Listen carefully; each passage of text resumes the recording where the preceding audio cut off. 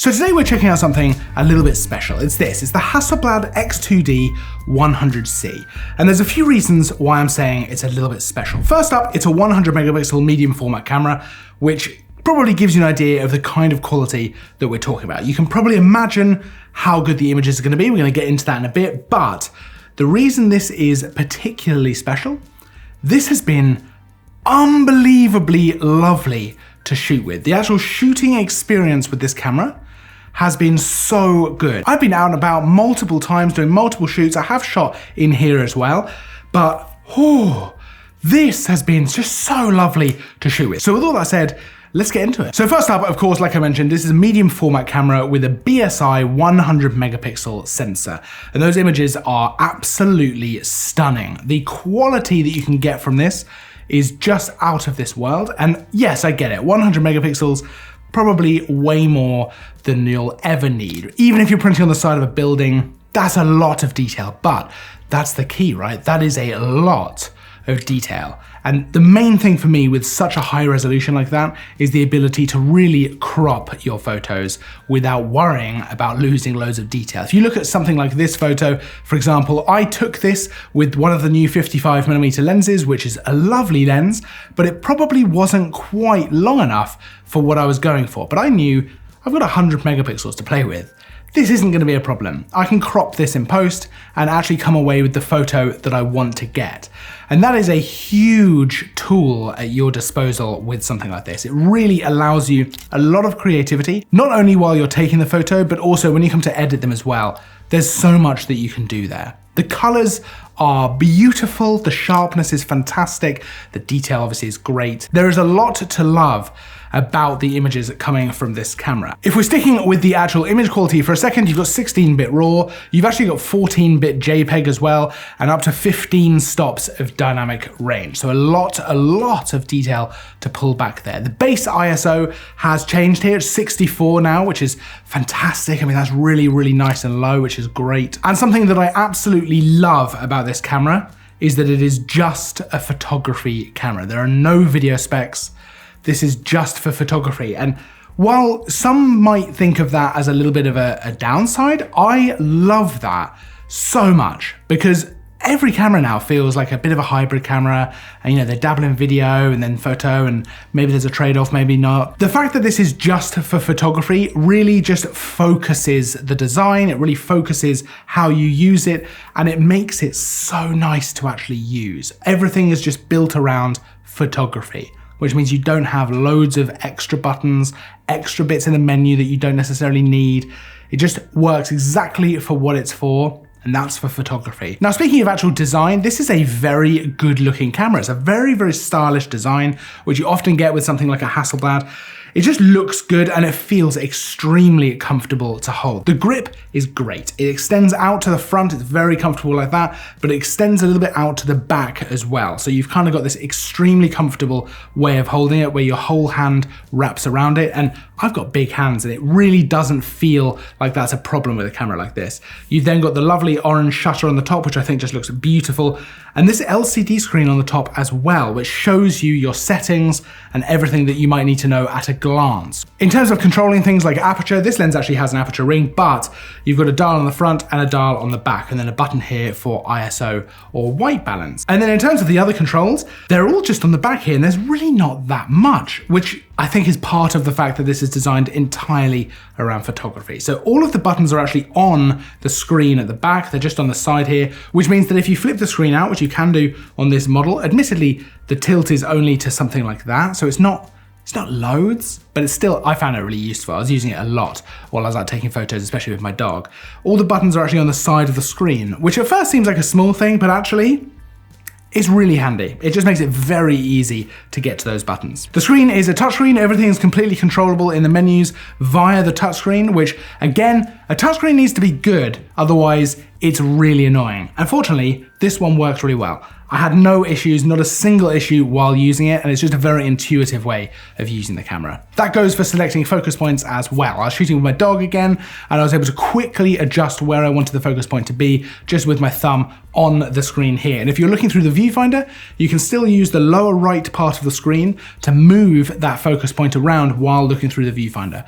Lovely, just nice little touches that make it easier to use. So let's talk about some of the new things on this camera. Now we've got no mode dial on the top. As I mentioned before, we now just have this M button and then this LCD screen as well. The EVF that I mentioned as well is a new one. It's a 5.76 million dot EVF with 60 frames a second, and I've got to say it's very sharp and very smooth. It is a very good looking EVF. There's a CF Express Type B card slot in here as well, but one of my absolute favorite things about this camera is it has a built-in 1 terabyte SSD. Now first up, the SSD is very quick, which is great because we're dealing with big files with those 100 megapixel images, but also 1 terabyte means you are able to shoot an awful lot on the internal storage. And for me personally, that is what I relied on. Now you can set this up in multiple different ways. You can have the SSD as the primary storage, CF Express Type B as the secondary. You could do the other way around. But honestly, it is such a nice thing. And I'll be totally honest with you, I cannot believe this isn't more of a normal thing in cameras. I don't understand why it's not. I mean, this is such a useful feature in this camera. It means if you forget your card, it means if your card is full, you have a great backup. And it's not just a backup really. I mean, like I said, I was using this as the primary way I was taking photos, but 1 terabyte means you can do an awful lot before you ever have to think about clearing that out. Such a useful thing, such an obvious thing as well, but such a useful thing in this camera. Now this camera has also got in-body image stabilization up to 7 stops, which is really quite impressive. Now, normally when I talk about that, I tend to then go on to talk about how that works with handheld video, but of course this is just a photography camera. But honestly, this has really freed me up to shoot with slower shutter speeds. When I don't need the faster shutter speed for moving subjects, or things like the waves crashing on the beach or something like that, I can allow a lot more light in by shooting at something like 1/60th of a second, where I normally wouldn't feel comfortable going much really below 1/100th of a second. That has worked really well, and I noticed the difference while shooting. I never really had a ruined shot from too low of a shutter speed because that IBIS was really helping me out there. In terms of autofocus, we've got phase detect pixels on the sensor, which helps it to work faster and be more accurate and more reliable in general. And I found this to be generally fine. I found the autofocus to work really quite well most of the time. I did have a couple of moments where it just locked onto the wrong thing, or I just had a little bit of a false positive, but it really didn't affect my shooting experience. And I wanted to test that out even more so photographing my dog. Now this was after I'd already done a portrait shoot, I'd done some landscape stuff. I really wanted to see what this would be like. It probably isn't the kind of thing I would use this camera for, but I wanted to see if it was possible. And to be honest with you, I'm really happy with how the photos came out. I was happy with the shooting experience. Like I say, this isn't really set up for that blisteringly fast wildlife or sporting experience. You know, continuous shooting is at 3.3 frames a second, which to be honest, considering the file size, isn't bad, but with the autofocus, it worked absolutely as well as I needed it to, and I was able to rely on it. I didn't find myself using manual focus ever, not at all. So that's definitely, I think, a real testament to that. And actually, with that said, manual focus is actually really nice, especially on these new lenses. The lenses actually just flip up like that, so you've got the manual focus ring, it's weighted very well, and you've got a punch-in tool that you can actually use to punch in on the screen to help with your manual focusing. Overall though, the autofocus did feel snappier. It was able to snap onto subjects a lot faster than previous models, which I did really appreciate. Other things that I think are very noteworthy, this is a lot lighter than you might have thought it would be for a medium format camera with a 100 megapixel sensor. You've got that weather sealed body as well, which is great considering how portable this feels. You know, taking this out and about, which is lovely to have on there. And then of course you've got the USB-C port, which you can use for charging and data transfer, which is just great to see, right? At this point, you start to expect cameras to have a USB-C port, but I love seeing it on there because it just makes it so easy. You plug it in, you transfer your images, and then you just leave it plugged in to charge while you're editing, or just leave it there overnight or whatever you want to do. Now we were using 2 new lenses with the X2D. It's the new V series of lenses. So we've got the 55 f2.5 there, and then the 38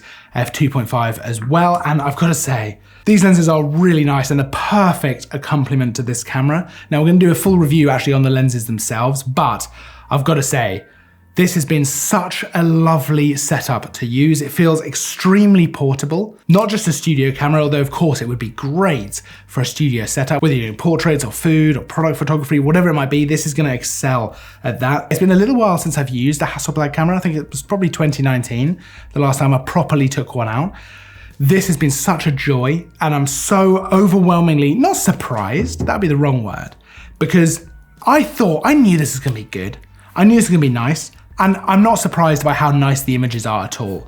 But I guess what surprised me a little bit is just how fun this was to use, just how usable the whole experience was, and just the shooting experience itself was so lovely. Such a good time. Now, of course, you can check out the camera itself, plus these lenses. I'll put links to all of them down in the description so you can go and check them out for yourself. It's worth going to have a look at those specs, I think, because it just is a really lovely camera. And while we've talked about specs a little bit here, there's loads of stuff to go and check out and read about as well. Of course, don't forget to like and subscribe because there's new content all the time, reviews, tutorials. We will have a new review on these two lenses. Otherwise, I'll see you in the next video. But until then, as always, thanks for watching.